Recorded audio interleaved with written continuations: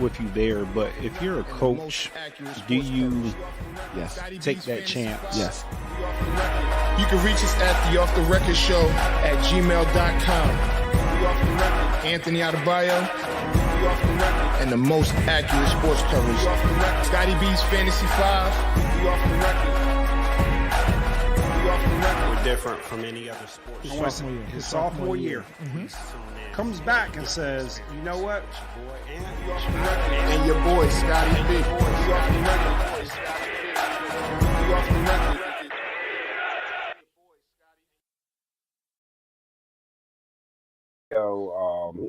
These guys. Hey, Scott. I know we're recording, but he's just going to talk. He's just going to talk. Yeah, he's just going to talk anyway. Right, so people just see that it's different. It's a little different. So just off the record, I'm Anthony Adebayo. Your boy Scotty B, man. What's been up, man? We are in Off the Record Studios. Studios / Battleground Studios / your basement. My basement. All right, man. So yeah, man. So we're gonna, we told people we was gonna do some things differently and show up a little differently. So there you have it. We here. So the biggest thing, right? And pause with that because it's not too big of a thing. Whoa. This is too much. I hear you. Look like you guys are sitting in the same room, but you look like you're not in the same room. And then we can't hear both of you. So it was time to try to branch out and do something a little bit different. If y'all can hear Scotty, can we get like a amen in the chat, in the comments? Amen, a thumbs up, something. Cause man, like last week we was making some good points, and folks couldn't hear you, and I was like, man, this and you is know what? crazy. Last week might have been. I'm not going to say my best work, but I say that it was. No, I mean it was myself having a difference of opinion than everybody, so I definitely wanted to be heard. But I'm supposedly heard this week, or will be heard this week. You got a thumbs up. So one person can hear you at one least. Person, hey, that's all it takes. That's all it takes. So, man. So we got a lot to talk about. The fantasy playoffs are like here. Okay. And in some leagues, I'm not in the play. I'm a reigning champ in the My Brothers Keeper League, and I didn't make the playoffs this year. It's a sad day when I don't make the playoffs. I don't think I made it in my cousin's league either. So I got a bye in that league, but in the Off the Record league, I'm in 7th. I made the playoffs in the Off the Record league, so I guess horns for me there. But yeah, man, it's we got some Niner fans in here. Okay. So we are going to talk, and because that's one of the things we're going to talk about. Defensive Player of the Year. I think the two leading runners are Nick. Is it Nick Bosa? Yeah, correct. Nick, because Joey's in with the Chargers. You got Nick Bosa with the Niners. You got Micah Parsons with the Cowboys. Go figure. I'm a Cowboys fan. You a Niners fan. So I mean, we'll get to that in the Should we go right now? Let's go right there. All right, Micah Parsons should be Defensive Player of the Year. Why so?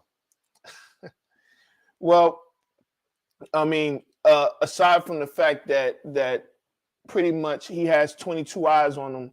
When they line up, he plays multiple positions on the defensive side. If he's not lead, I think Nick Bosa has like 1 or 2 sacks more. 3. Well, he just played yesterday. Like let's not act like he doesn't got an extra game. But with that being said, yes, he may have 3 sacks more than Micah. Micah also plays multiple positions on defense, right? I think he's more versatile than Nick Bosa, but versatility doesn't mean that you're the best player. I think, impact and things of that nature say you're the best defensive player in the league. So I don't think you can go wrong with either or. I want to go with my guy, right? I want to go with Nick Bosa. Shocker. Shocker. I think what the difference is between Micah Parsons and Nick Bosa is Micah Parsons gets a lot more credit for the impact that he plays on that defense. I personally feel like the Dallas Cowboys defense is arguably the best defense next to ours. Like it's 1 and 2. Mm-hmm. If somebody told me that they felt the Dallas defense was better, we'd have a debate. But I can see where they were coming from, right? Right. So I think Micah Parsons carries the load as far as being the best player on that defense, and the rest of the defense not getting the true credit that it deserves. Like, I think a lot of people and a lot of fans feel like if you took Micah Parsons off that defense, it still wouldn't be a good defense. It still would be a good defense or wouldn't be a good defense? They don't think it would be nowhere near as good. Okay. They attribute that team's defense success to Micah Parsons. Okay. I don't believe so. I think it's a good overall defense and it's a good overall scheme. Right. Now, I do believe that Micah Parsons is deserving of being in consideration for the defensive player if he won. I wouldn't have any gripes with it. But I think they give him, I don't want to say more credit, but they slight the defense to give him more credit. Like, he gets a lot of the credit of that defense, and I don't believe that to be the case. Opposed to Nick Bosa, to where you got Greenlaw, you got Fred Warner, you have Nick Bosa, but he's not recognized as the key cog in that defense. Like to who? Huh? To who? I heard it last night. A lot of people feel like Fred Warner. So that's fair, right? But I think it's like this. I think Fred Warner is the leader of that defense, right? I think he gets everything going. But if you don't have Nick Bosa, it don't matter what Fred Warner's still gonna be who he is. That defense ain't gonna be the same. And that's what I agree with. It starts. And I didn't really start paying attention to this. I'll attribute the 2007 New York Giants as changing my philosophy on what makes a good defense, right? So that 2007 New York Giants team, we all know they had a plethora of good just defensive linemen. I mean, most of them are Hall of Fame worthy. Absolutely. That was defensive linemen. Yeah. And what it did was it allowed the team to get to the quarterback. So if you don't really have to send blitzes and you can get to the quarterback with your front four, it gives the rest of the defense or the defensive coordinator a lot more flexibility. And you know more about this than I would, as you being a defensive coordinator. You got more options to what you can do on defense. And if you do things like what DeMarco Ryan has been doing with moving Bosa around and, sending the blitz from different areas, you create a lot of havoc for those opposing quarterbacks and those opposing offenses. So I agree with you that Nick Bosa plays a bigger role and allows Fred Warner, the Greenlaws, the DBs, all those guys to be better. I mean, when I watched the game last night, I forget the tackle's name, the left tackle for Seattle, who's a rookie, but he just looked. I mean, it looked like a man amongst boys. But I also seen Micah Parsons do the same thing, right? Now, I mean, cut you off. What's surprising is, so you look at Nick Bosa and you see that coming, right? I mean, the guy is, I don't even want to say what I'm about to say. Go ahead. But go ahead and say it. We'll just say his football physique supports him being a dominant force on the defensive line. His what? His what? Football physique. Nothing else, just his football physique. Definitely supports him being a dominant defensive end. Right. When you look at Micah Parsons, to me at least, he does not appear to look like he's going to be as dominant as he is. I know what you watching. When I look at him, he looks like the size of a regular linebacker. Like he, I mean, now he looks okay. What you're saying is he looks like he looks like a linebacker and not a DN. Correct. No, well, because he's a linebacker that can play DN, right? And that's up on grown men that's the surprise that are like 100 and something pounds heavier than him. Right. So when I see him put his finger in the dirt and he's down in his 3-point stance, right? You would think that a good offensive tackle can stop, or you would think that a tight end and an offensive tackle could stop him, but he's that much quicker. Right. And I mean, for all intents and purposes, I've seen him bull rush. Yeah. Some guys too. And that's a surprising part. And not just D tackles. He's bull rush guards. Right. And put guards in the quarterback's lap. I mean, he's only 245. Like most I don't think you're gonna there aren't any 200 or O linemen that are under 300. Correct. Right? So he's going against guys that outweigh him. So here's the thing: I want to compare like their numbers, right? Because I feel like even though I don't feel like the numbers always tell the whole story, but I do want to like compare their numbers in regards to like what they bring to the table. Okay. Right. So you can go ahead and talk about Nick Bosa and what he did against Seattle, which I'm not going to say Seattle's not good or Seattle. I'm not going to say Seattle reminded. I think Seattle's better than the Giants, right? But I don't think anybody expected Seattle to be, in the running to make the playoffs. I did not. And I think early on this year, most people, including myself, I think most people would have said that Seattle was going to be last in that division. Correct. I feel like most people felt that the Cardinals were finally going to take the next step, just for all the talent that they have. Yeah. The Rams, some people that kind of saw it coming, but then you give them the benefit of the doubt of being the Super Bowl champ. So you say like, okay, they should at least make the playoffs. And they didn't lose that many people to where you felt like, I mean, even though, what's his name? Whitworth or Whitmore, the offensive tackle that they had. From the Rams. Yeah. Whitmore. Yeah, Whitmore. That was a huge loss. And it ended up being having a much more impact than people realized. I think the 49ers, the only question mark that we had and why I was a little skeptical of the team was Trey Lance. I didn't know how much of a growing pain it was going to be for him. We're gonna get to that too, because that needs to be talked about. At quarterback position that y'all have right now. I had a conversation earlier, and again, we're gonna get to that. But I want you to think about this.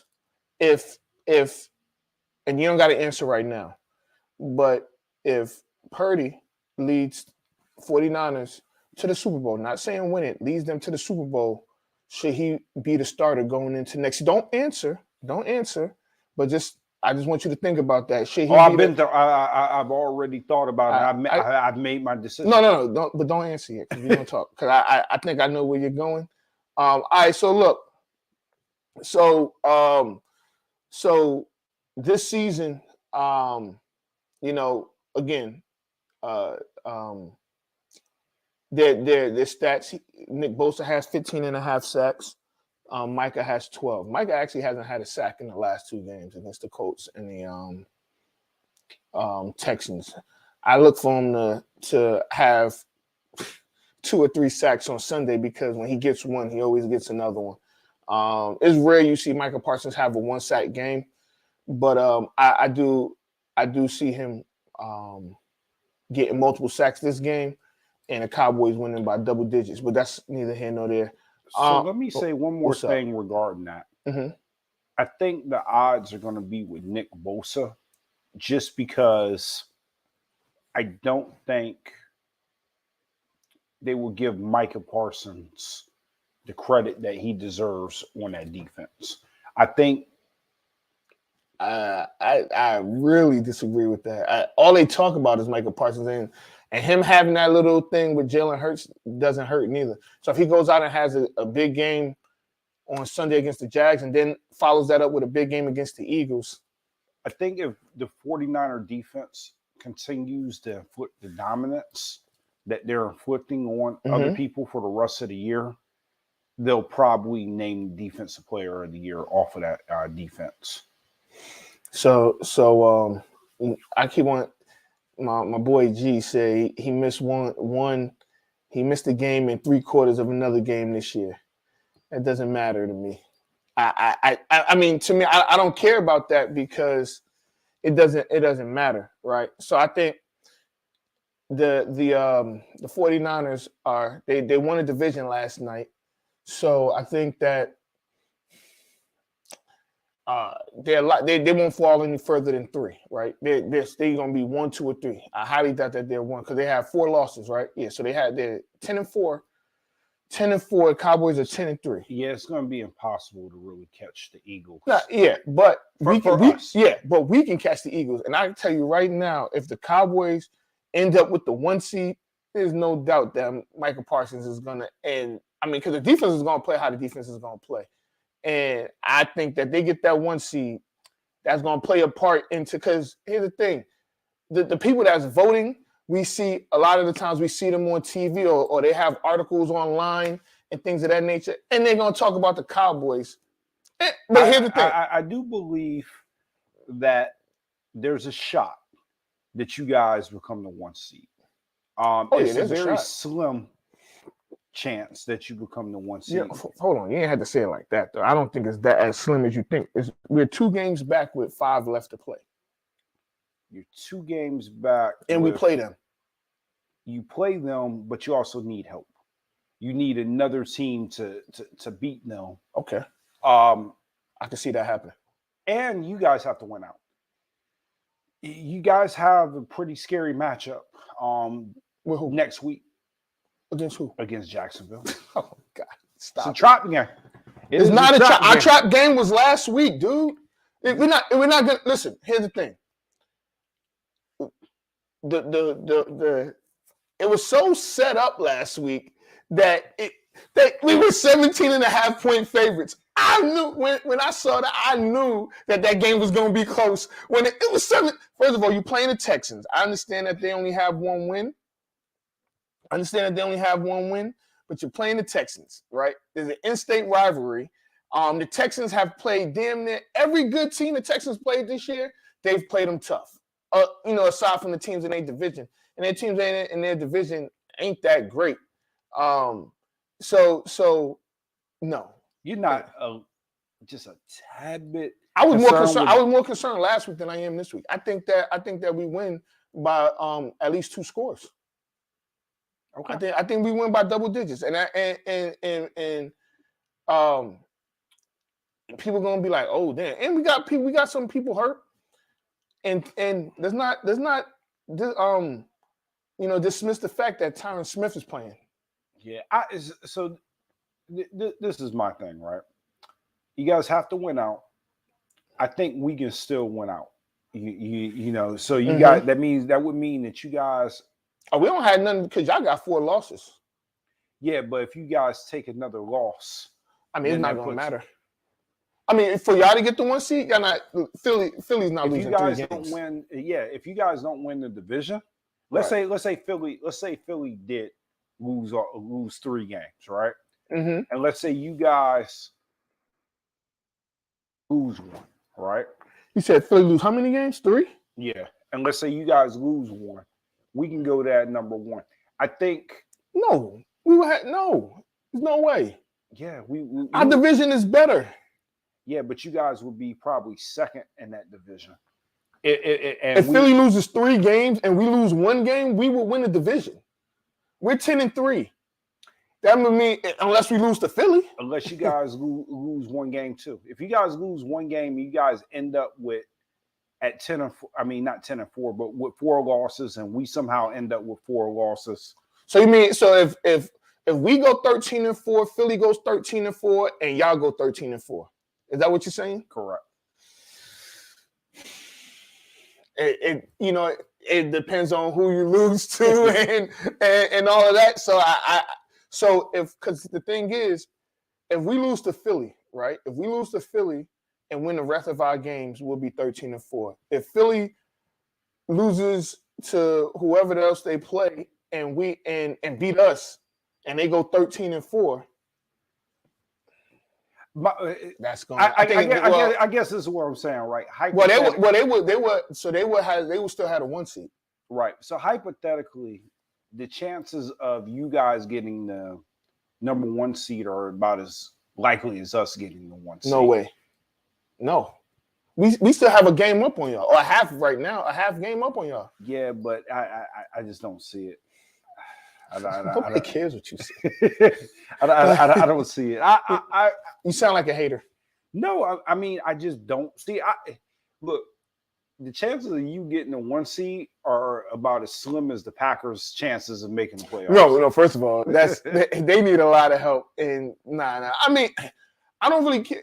So yeah, I don't really care about the 1 seed, right? I think it's better for us to play, because anytime we have a bye, we play bad after the bye. Like Cowboys coming off of a bye is bad. So we're almost locked into the 5th seed, which is fine. We'll play the whoever wins the NFC South.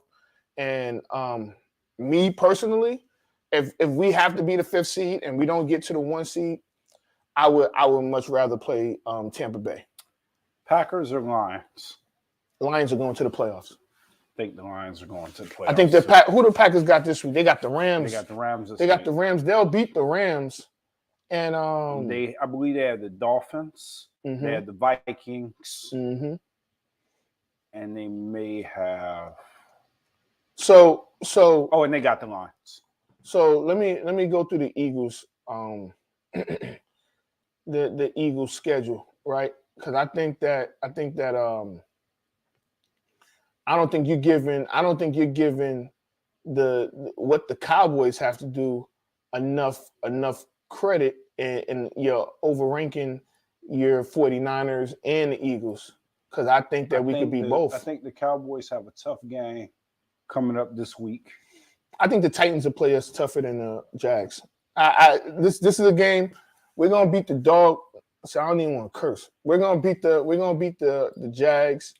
And they're gonna score. They're gonna score late to make it seem like it was closer than what it was. But we'll control that game in Jacksonville, and we'll have more fans in Jacksonville than the Jags will.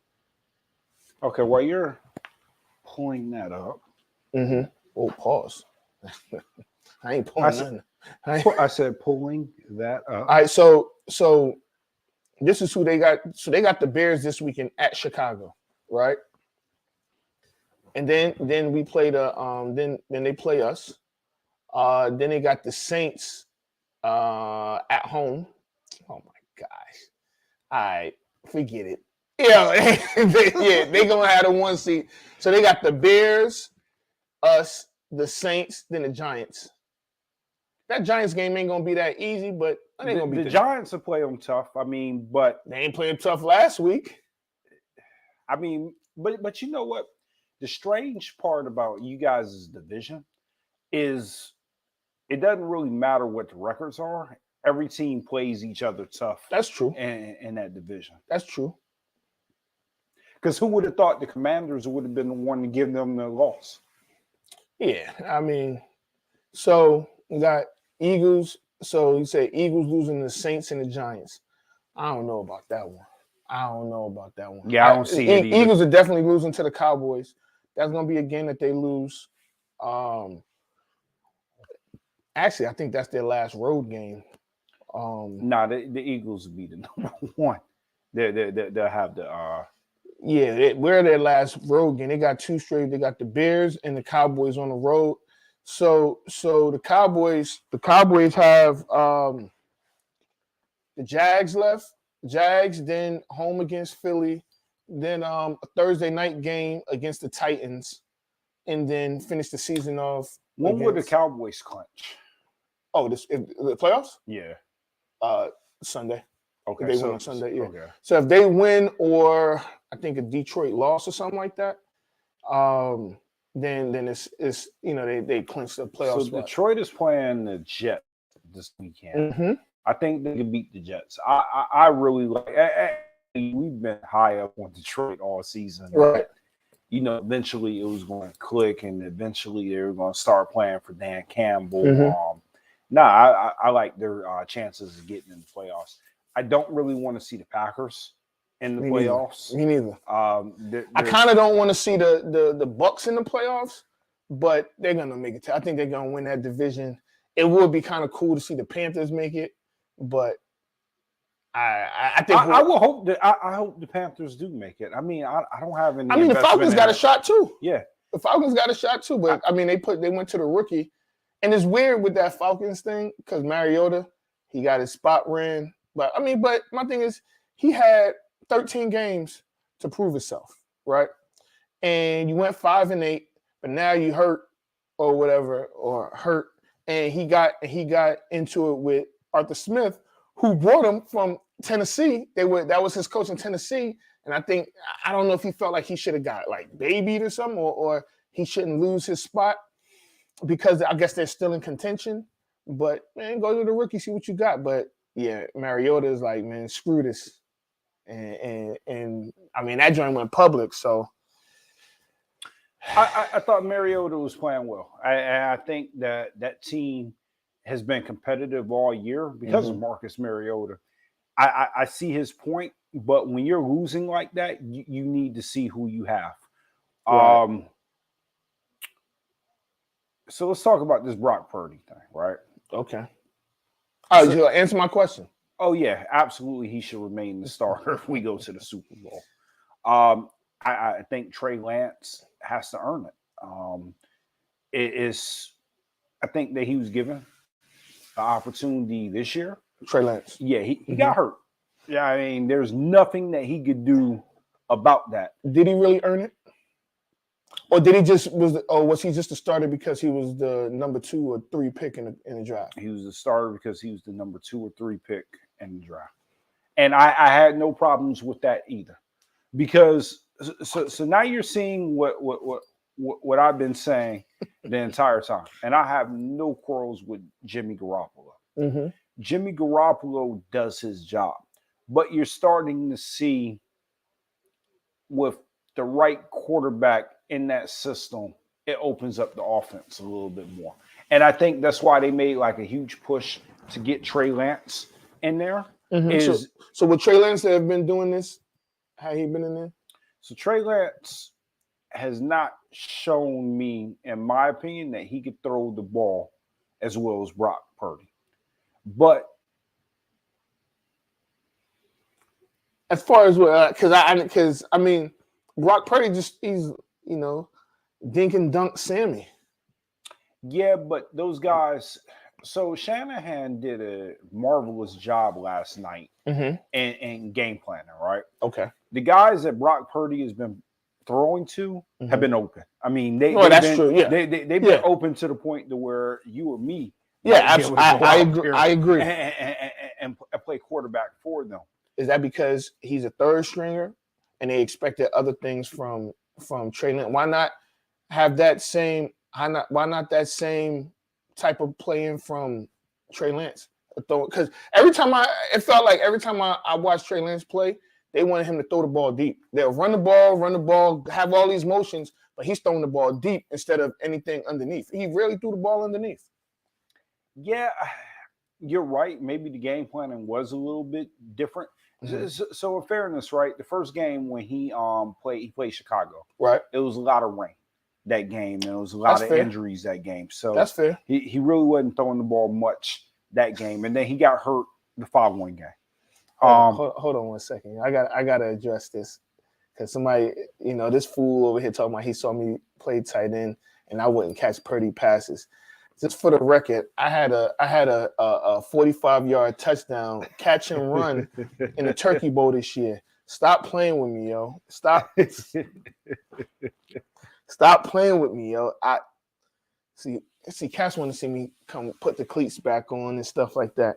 And I won't let them bait me. I'm sorry. They trying to trigger me and all these things. No, it's all good. No, it makes sense. But I do feel like that Trey Lance, regardless of if it was his status, they gave him the opportunity. I mean, he had all preseason, right? And I think coming back from that injury, if Brock Purdy is able to take us to the Super Bowl or deep in the playoffs, I mean, he's obviously going to the playoffs. Right. It's a competition. It's a competition when you get back. I mean, absolutely, because Garoppolo's gone. So let me ask you this, because this is what I was thinking earlier, right? I was thinking, let's just say, because we're just using the Super Bowl as a barometer. We know the divisional round, wild card round, or NFC Championship, we have a competition. It is what it is, right? But let's just say y'all go to the Super Bowl, win or lose, y'all go to the Super Bowl, and he plays decent.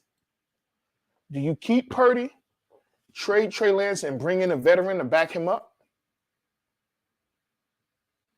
I think you keep Trey Lance. And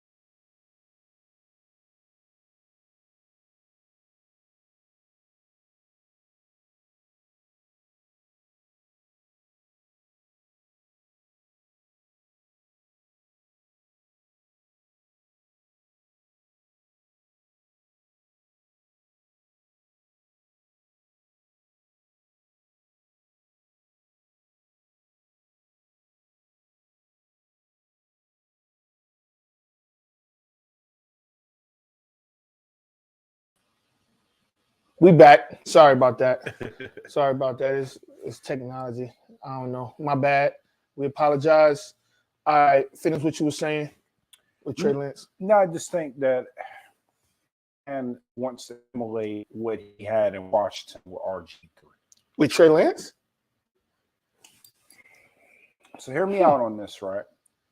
What helps his running scheme is to have a quarterback that is a dual threat.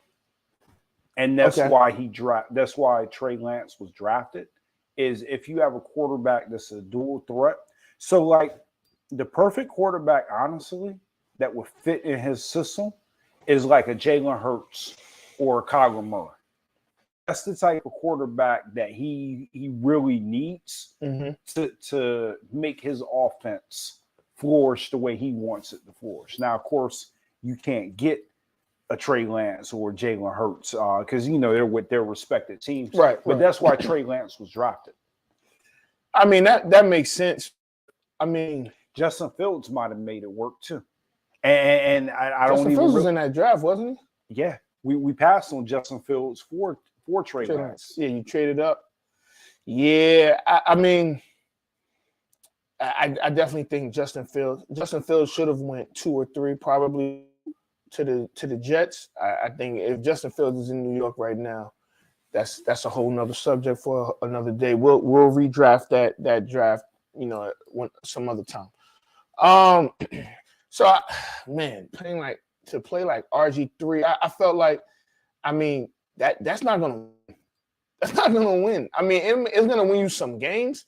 That type of stuff, because you're just reading half the field. You're reading 2 receivers, and that's it. I hope that's not what he's I hope that's not what he's trying to do. It keeps the defense off balance, and you saw it a little bit last night. I get you that. Don't know what direction you're going to go from. Like you don't know if we're going to throw to the tight end. You don't know if we're going to throw to the receivers. You don't know if we're going to bring guys out the backfield. Like you really just don't know what direction to go in, and it's hard to game plan on that. But Purdy can't run like no. Lance, so. But that's my point to where why he will always have like a opportunity to win his job is the reason why we gave up so many picks to get him was because of Kyle Shanahan.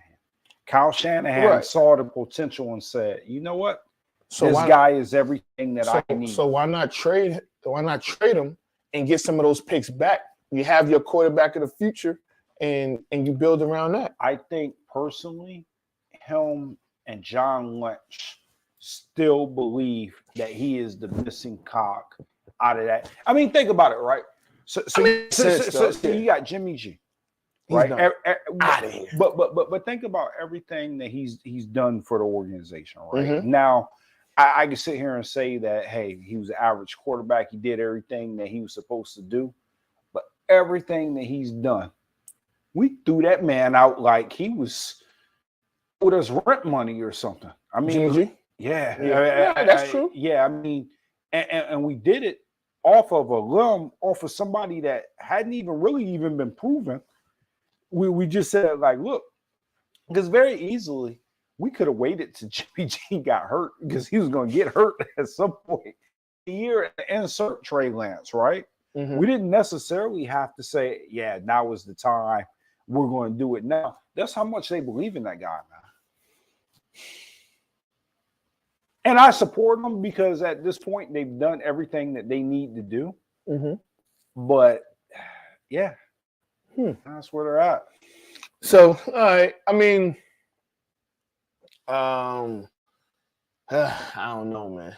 I mean, because if you got a guy that what did the and I don't know that Trey Lance is not going to be expensive. I think he got like 3 more years. This is year 2, right? This is year 2. So this is year 2, and so. He had a 5 year, so you got 2 more years, and then an option, right? You pretty much, give him the extension during year 4. I mean, because you just think you go back to like when Brady, the whole thing with Bledsoe, but Bledsoe was $100 million quarterback. They ended up getting rid of him. I mean, I think, if I'm not mistaken, I think they got rid of him that offseason or traded him to the Cowboys, or they traded him to the Bills. Traded him to the Bills, and then he went to the Cowboys after the Bills. So first of all, that's even crazy that they traded him in the division. They did that twice with Bledsoe and then Lawyer Malloy. So what I've always heard, now I don't know if there's any truth to this, is even before Bledsoe went down, I think a lot of people in that locker room were starting to believe in Tom Brady. So it wasn't that hard of a decision when he went down, and then he just kind of validated it. With Brock Purdy, it was the same sort of situation, and I had mixed feelings about whether or not I should go after Baker Mayfield or not. Right? Even though I strongly dislike Baker Mayfield as a quarterback. I had reservations on whether or not Brock Purdy was going to be the guy that we needed. Before. I mean, and you know what? It makes sense because you look at all the other backups you had to Jimmy G, and Nick Mullins, Josh Johnson, who's back. It was another guy. Who's the other one? You guys had a lot of trash backing up Jimmy G, and honestly, that trash made Jimmy G look a lot. I ain't gonna say look a lot better than what he was, but it damn sure made him like, damn, we win when he's here, but when he's not here, we look like crap. I wasn't drinking the Kool-Aid. I was like, yo, this guy's a 7th round pick. Now I saw him. I didn't see him in the moment, but I remember watching videos, like after any team, you get your draft picks. You're looking at the videos of their other college stuff. And I remember seeing the videos and I was like, all right. I mean, he is what it was. I mean, he's Mr. Irrelevant. So when everybody was like, "Yeah, this guy is ready," they're like, "Yo, what the hell else are they supposed to say?" I mean, good point. Yeah, point. So I really necessarily, I was like, and the timing of it was like literally the same day that we found out that Jimmy G was going to be gone for 7 weeks. Right. Baker Mayfield, at least I was like, might be a blessing in disguise. But I kept hearing John Lynch, Kyle Shanahan, just everybody kept raving about this guy. And I was like, all right, we'll see. And I mean, they happen to be right. Yeah, for right now. Y'all still got some more games to play against, probably some who let's look at y'all schedule. So y'all got who y'all got next week? No, y'all play Washington in 2 weeks. So you have let's see. You should know your schedule, but you don't. Tisk. I knew Washington because I tried to buy tickets and realized that's in San Francisco. Well, Santa Clara, but yeah. So you got let's see, you got the Raiders, at the Raiders, then you're home against the Cardinals, then let's see, you're home against you got Washington, then you're at the Raiders, and then you end the season home against the Cardinals. Yeah. Washington game is probably going to be the toughest game. Yeah, I think that those are all winnable games. Absolutely, but it wouldn't surprise me if we lost one of them. Raiders is always a rivalry because they used to be your neighbors. Cardinals is in the division, but that's week 18, and I don't think you're going to have a lot of guys. Cardinals are playing for who's going to be there next year. I think, and who's going to be there? Like who? The players. I think. Oh, because the coach gone. Yeah, I think Cliff Kingsbury is out of there. He's going to be. You know what? I don't know if you would call this a hot take. I don't know what you would call this. I got Cliff Kingsbury in New England as the OC. What you think? I like it. You got a quarterback already. They could get some more receivers. You got the tight ends. You got a decent running game. The line is, and the defense is legit. You got that, and so all you got to do is put these guys in the right spot. Now, Mac Jones ain't running, but I mean, you can do some things with that offense, and I feel like if he just has to worry about the offense and not the full team. I like that take. This is where I was going. I thought they were going to hire Bill O'Brien. Who? The Patriots? Yeah, I mean he's available. He coached Mac Jones for a little bit while he was at Alabama. That's true. He's been in that system. And Bill likes to hire the guys that's already been there or within. I personally thought that would have made too much sense for this year, right? Instead of having Matt Patricia and the other guy that they got there, who is Joe Judge? Yeah, instead of having both of them, I thought it made too much sense to bring back Brian, have him coach the guy that basically he coached his senior year into that, and they both have that familiarity. It makes sense. I mean, Alabama and the Patriots been rotating coaches for years, man. It's ridiculous. You got your win of the week? This week? Hold on. You ready? No, I don't have a winner. I have one. You have one? Go ahead. No, you're a winner. No, you're a winner. No, you're a winner. No, you're a winner. All right. That quick, I forgot, yo. No. It was somehow. Oh my gosh! I didn't have a winner of the week. I have to play the music because we just. But nah. We don't have no winner. So I had one, but I took it back because we don't know if this guy is guilty or not. But the coach that was fired for Texas basketball, the one that had domestic violence dispute, I can't think of his name. Chris Hurd, I believe, or something like that. Yeah. I was going to give it to him, but then I was like, you know what? He's still innocent to proven guilty. So I don't really want to go down that. Chris Beard. Yeah. I mean, well, here's the thing.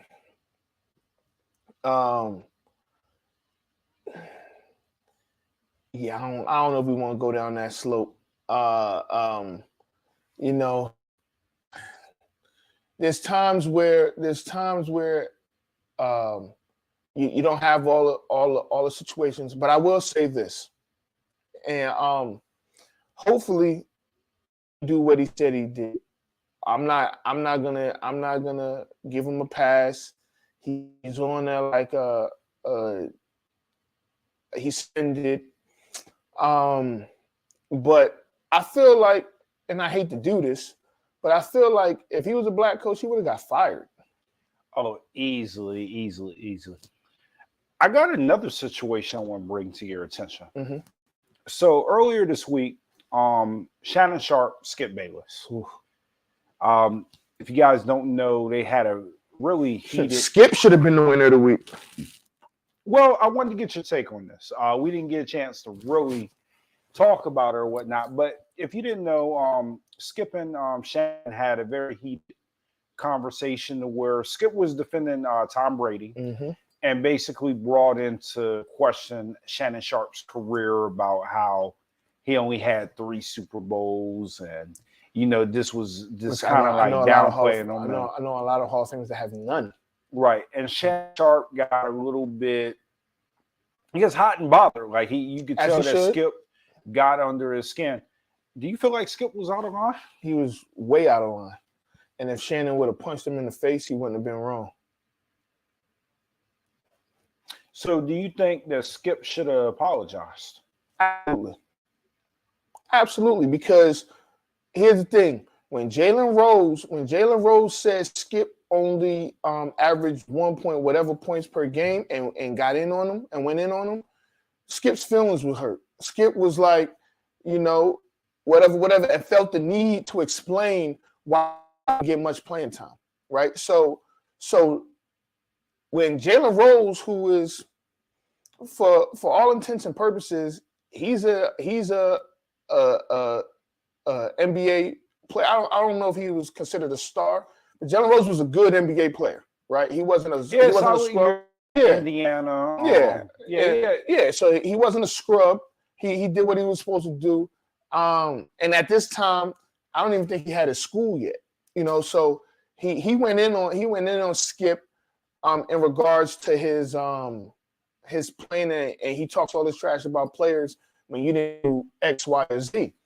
So I felt like what he did to Shannon, and it's like you can't really criticize somebody or because Shannon's right, he was acting like he was a bum. Shannon Sharp was when he retired, and you can correct me if I'm wrong, he was the all-time leader in tight ends in yards or receptions or whatever it was, touchdowns for tight ends. So I think he got passed twice by Tony Gonzalez and had Shannon Sharp played in this era of tight ends, his statistics would have been a lot better. Absolutely. Absolutely. Tight ends weren't the focal point like they are right now. And like you said, Tony Gonzalez, Antonio Gates, right, Rob Gronkowski, and now Travis Kelce have now taken Kittle. That. Kittle have taken that to the So I felt like Skip was wrong because one, you can't compare a quarterback who's Tom Brady to Shannon Sharp. Now, Shannon Sharp was a tight end that played in a running league. Brady played in a whole different era where you could barely touch the quarterbacks, and mainly because of Brady. He was out of pocket because Shannon Sharp, no one would ever say Shannon Sharp was a scrub. No, he was one of the greatest tight ends of all time. I Right. mean, whether you agree with his takes or not. Um,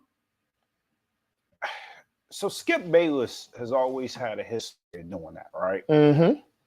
Sometimes I can stomach Skip.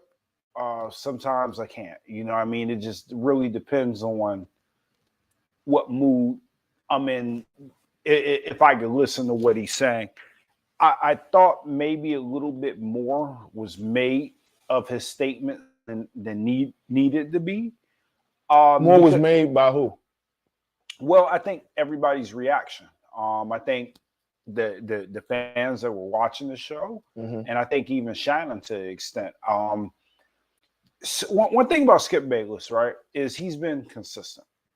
What I mean by consistent is his views have not changed too much. He's not wavered from the individual that he's been. I always thought that Skip Bayless was on ESPN, he's on Fox, because he has the different take that a lot of times I don't even think that he even believes, but he's that one willing to argue the opposite side of the coin, whether or not he believes it or not. Right. A lot of his takes can be interpreted for shock value, or the grab attention, or to stir up some sort of controversy. Because we even see it here, right? People don't always want to tune in to two people agree. Yeah, you do need somebody on the other side of it. And Skip has never shied away from being the villain. So to get mad at him, I think he's been, like I said, consistent, and that's how he feels. And you're not really what Skip's change. What he's shown over time is not only does he feel that way, he's not going to change how he feels. Yeah, but with that, I mean, that has nothing to do with the personal shots he took at Shannon Sharpe. I get all of that, and it'd be different if he was like joking, and because they joke all the time, but he clearly was serious, and I could almost guarantee you that when they went to commercial break, it was live, right? I would have wanted to see what that commercial break was like. We've had a commercial break where it was like, yo, I didn't appreciate X, Y, and Z. And it's boom, boom, boom, boom, boom. That 3 minutes is boom, boom, boom, boom, boom. We come back, it's like nothing happened. That I'm almost certain that's what happened, right? Because you can tell, first of all, Shannon Sharpe took off his glasses. he was upset. He was upset, as he should have been, because. And that's a universal sign, no matter where you are. If you take off glasses, you mean business. And the thing is like, he, as a football player, glasses.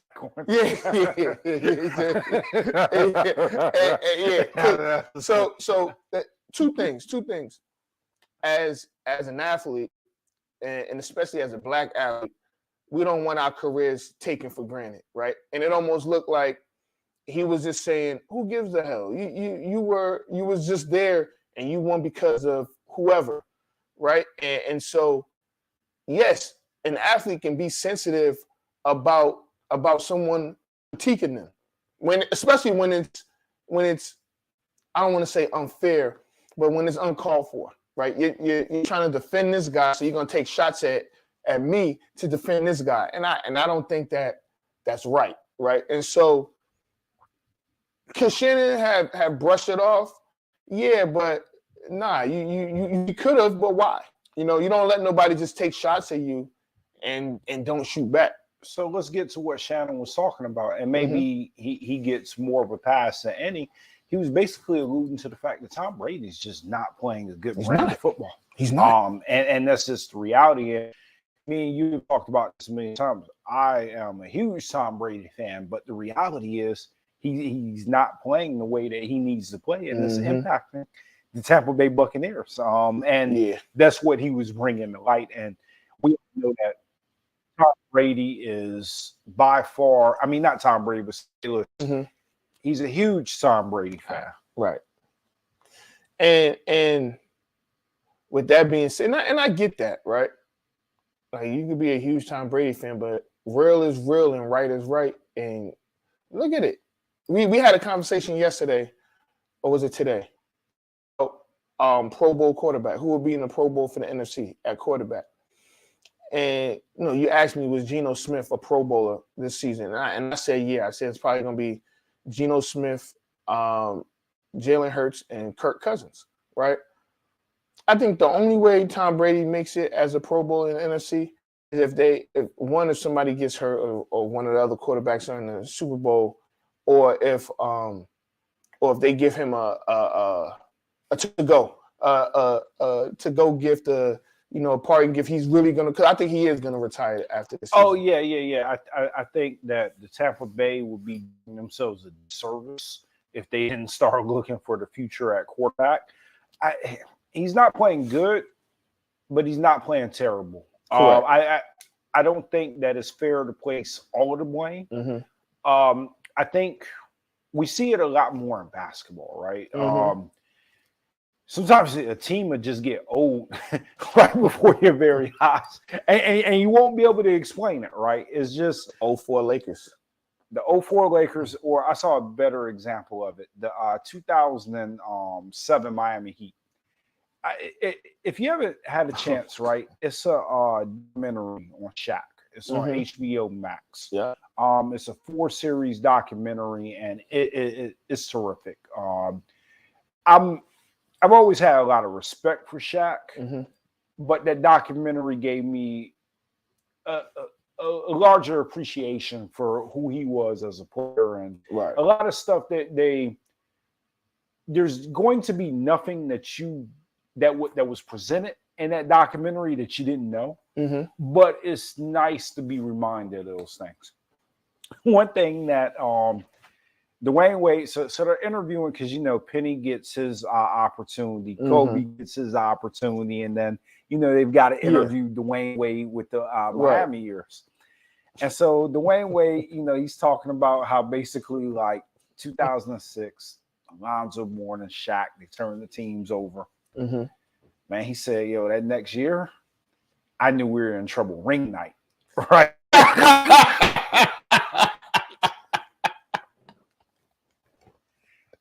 That's the first game of the season. He said, he was like, look, and I may be quoting him, but he basically was saying, he was like, the red flags was there all preseason. He was like, those veterans, they showed up the training camp still smelling like the parade. And he was like, that smell never went away. Oh, and he was like, he was like on ring night, and they flash back. They got beat by 40. By the Bulls, right? Or by the Bulls. Yeah. Or on ring night, it's like the worst defeat. And like they just flashed to everybody. It was like they flashed to a picture that had like Udonis Haslem, Shaq, Alonzo, Gary Payton, and Jason Williams all sitting on the bench. And he was like, and he started the phrase off. He was like, yeah, that he was built for 1 year. Yeah. But he was like, after that year, he said, man. and he was right? Because you think about it, and I guess to bring it full circle, you see a team go on a run, and you're like, oh, okay, they're good. And then you blink, and you're like, damn. Yeah, yo. So that pretty much that Bucks team was built for that 1 year. They ran it back, and they had an opportunity, but you can kind of see it last year that, they ain't really got it.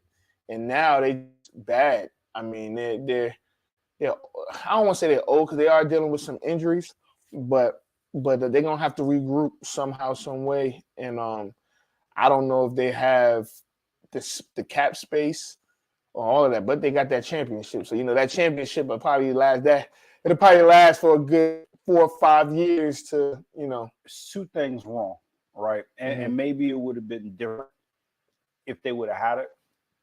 Tom Brady needs a tight end. Yeah. If he does not have, and I mean, for all intents and purposes, the Hernandez and Gronkowski's been playing. Hernandez is a short stint, obviously, for obvious reasons. but they played with Brady since 2007.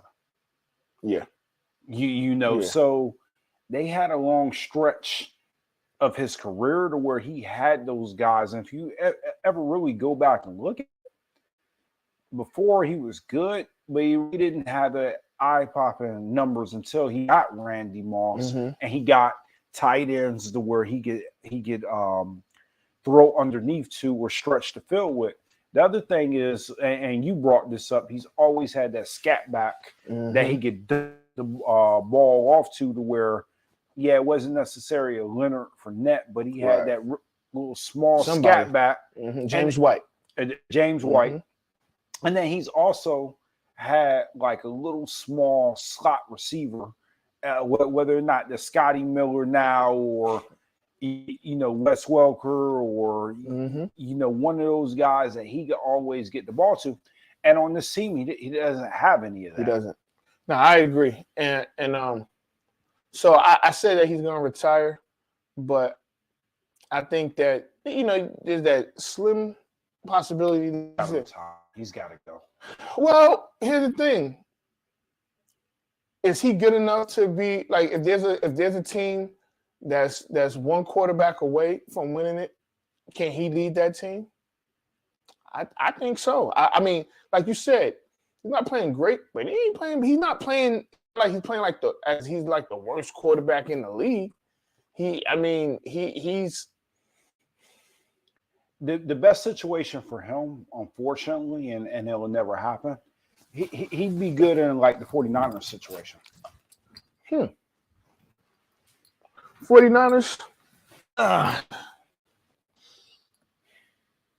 Like if we didn't have Brock Purdy and we didn't have everybody coming back and he went into that situation and we didn't need him to really do much.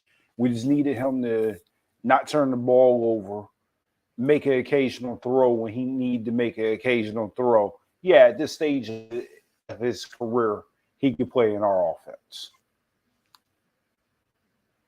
I'm glad you brought that up. Let's go back about 30 minutes or so ago when I said something about Brock Purdy going to the Super Bowl. He takes them to the Super Bowl and they don't win. I think you go get Tom Brady. Because you're built for now. Brock Purdy could be the future. Brock Purdy got a little Brady in him, right? You still got Trey Lance there, and let those two fight it out. And I understand Brady ain't going to cost you a lot because he'll be back home, closer to his parents, to his family. Go get Brady. So look, on be honest, and this is just my take as a 49er fan, right? Mm-hmm. If we don't win this year, we have to go all in next year. Because after that, what you're seeing now is you're seeing a team that has drafted really well. We've had like a lot of draft picks, and we've been able to capitalize on those draft picks. Right. And through injuries, we've had the ability to build depth. Right. That other teams do where like we'll have a really good year, then we'll have a really down year. But a lot of those backups, a lot of those practice squad players, a lot of people that wouldn't typically play were getting the opportunity to play. Right. With Trey Lance and with Christian McCaffrey, we gave up a lot of draft capital to get those players. So you look at next year's draft, it's not going to be a good draft for us because we gave up all that capital to get Christian McCaffrey. Now, I agree with it, and I'm fine with it, but we're going to look similar to the Rams if we don't get any of that draft capital back. Now, you're saying trade Trey Lance, try to get some of that draft capital back. I'm saying keep everybody and let's just roll with it. And you can get, but if you can get Brady for the low, what do you do? If Tom Brady wants to walk through anybody's door, you should take Tom Brady. I mean, if he wanted to be a Cowboy, you should take Tom Brady. I mean, he's the greatest football player of all time. Mm, mm. So, yeah, I mean, you got 2/3 next year. You traded away your 4th. You don't have a 1st. You don't have a 2nd. Oof, you don't have a 4th. Round 5, I think you got 1 in the Dolphins. So we have the ability to have 11 picks, depending on the compensation picks that we may get. Right. But that's going to shake out. We don't know what those picks are going to be, depending on what the final standings are. Oh man. But it's not. But needless to say, regardless if we get 11 picks or not, it's not going to be a good draft. Okay. Well, I mean, only time to tell.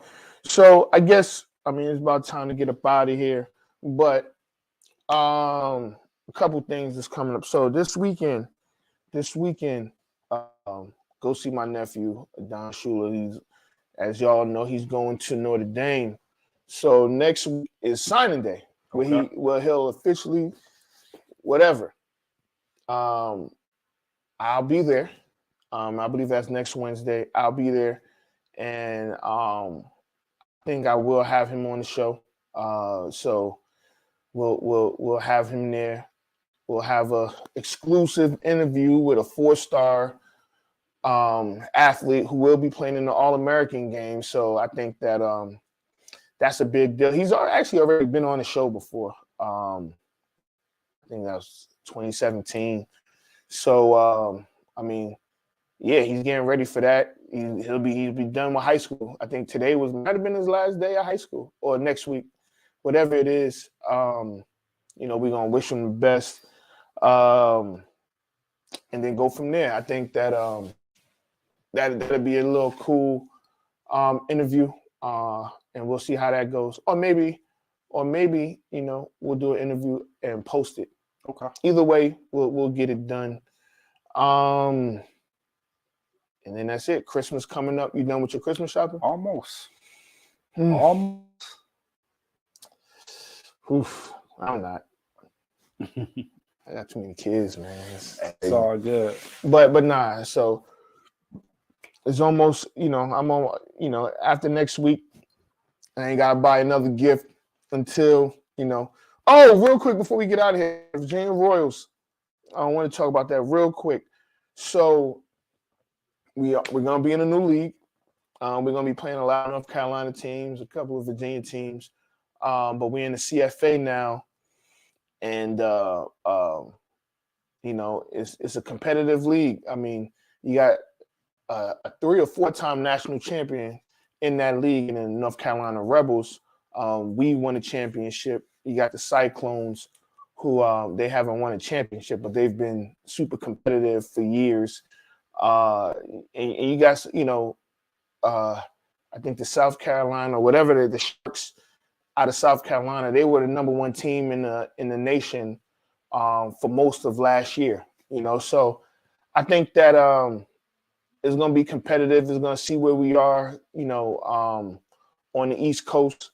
I personally think we're going to win that championship because we're bringing back a championship team plus adding additions.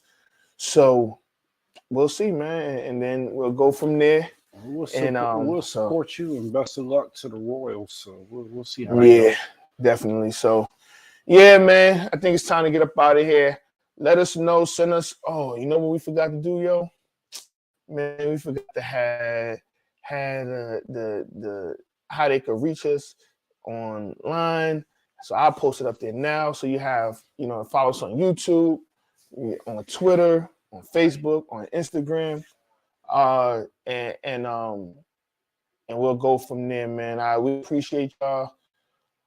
If y'all and tell us what y'all think about us being in the same room. We're gonna get different camera angles too eventually, but that may be in the new year. We'll wait till the new year, but it's all good. This is Off the Record. I'm Anthony. Oh, you got anything? No. Oh wait, y'all go follow Scott. I know we stopped this a while ago. Follow Scott. What's your IG, yo? Lord have mercy, Scott. Yo, Smith. Somewhere on the screen. Somewhere on there. Hold on. You know what? Let's put up because we need. Here we go. Let's. There you go. You got. I